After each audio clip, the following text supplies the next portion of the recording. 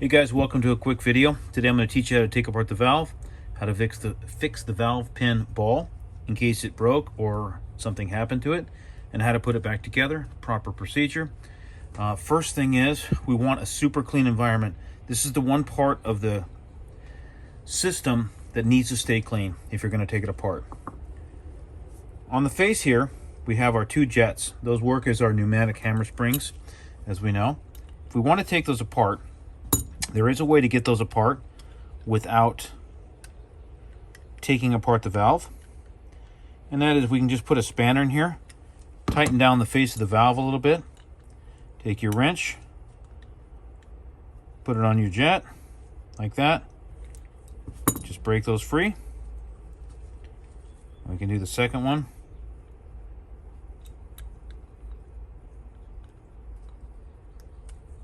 Okay, just like that.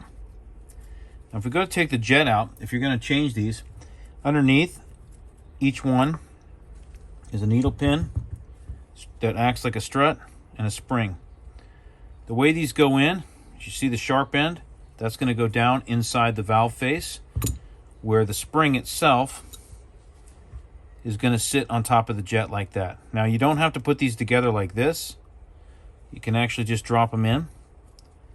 So remember, sharp end or pointed end down into the face of the valve.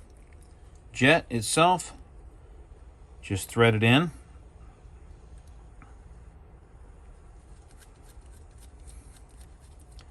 Okay. And then you're just going to snug it up. It doesn't need to be Russian tight, just tight. Okay.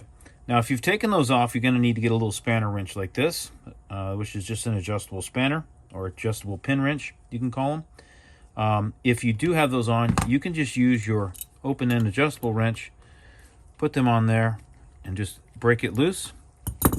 Now, just to keep your life from being miserable, keep the valve horizontal to the table over your clean surface, and just gently unscrew the face of the valve. Once it's loose, take the face of the valve out and turn it up, and I'll show you why in a second. If you need to take the pin out, the valve pin, just tap it in your hand, and what should come out is a valve pin and a little ball, but in this case, our little ball has broken. So this is no different than breaking a valve in any other gun, although the pieces, I believe, have been improved and are a much more rigid acrylic than was used before. I'm going to replace it with a steel one, but I don't necessarily recommend you do that. I do have OEM ones. I just want to show you that this gun is so simple that literally necklace beads can be used. Okay, there's nothing that complicated with it. So here's your valve pin, spring, and retaining ball. Now, let's say that you took this apart and you accidentally dumped this out. No big deal. The valve pin itself has two pieces. You see how the flat pieces marry up right here? Let me get a little closer for you. See that? Flat and flat. So that's basically how they're going to go. And I'll show you how to put those together in a second. So let's continue on. Let's take apart the valve. So we're going to gently pull. And you see that little ball that's on top? Having a pair of tweezers can be handy.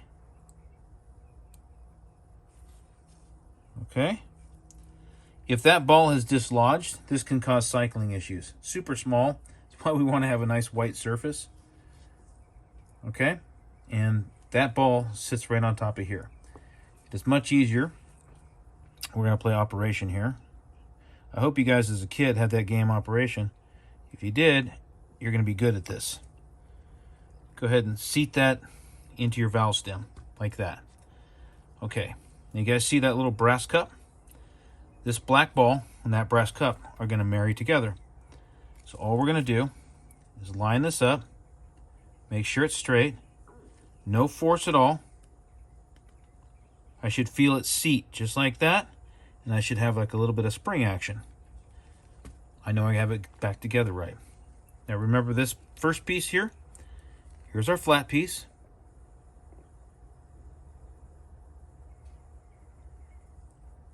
Here's the sharp end, if you will. Drop the sharp end into the valve itself. Okay, remember our valve pin? This is the part that you guys see sticking out. If your gun stops cycling or whatever, and you see, normally it sits on the right side of the breech face, your valve pin does, like that. If you see it sitting in the middle or on the left, it's this little ball right here that's broken. Take my black gloves off so you can see it. This little ball right here that's broken, and we're going to replace it. Now what we have to do is we have to drop it in.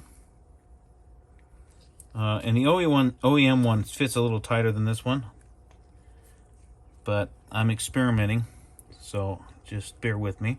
So I'm going to put a little bit of grease to make it sticky and hold. I'm going to grab this with my tweezers, and I'm just going to drop it in and make sure that it's lined up. Take my finger, hold it in position, and make sure that it's seated all the way down. Okay, we want it sitting right in the center, just like it is. Okay, now remember we have this little piece in here. We don't want that to fall out and drop in. So we're going to, again, gently turn this horizontal, put this piece together here. We're going to try to get it to line up in that hole. You see how I got that lined up? Now, if I start screwing and it gets resistance, don't just keep doing it. That means you don't have it lined up. See how easy it is to screw together? That's how yours should be too. Now let's take the pinhole. Let's check to make sure that it has spring action, which it does. All right. Now we can gently, it doesn't have to be super torqued, just a little snug there. All right, now our valve is back together. So I hope that's a little less intimidating, super easy to do. If you have any questions, hit me up at sales@EDgun West. I hope you love this video. I'll see you on the next one. Thanks.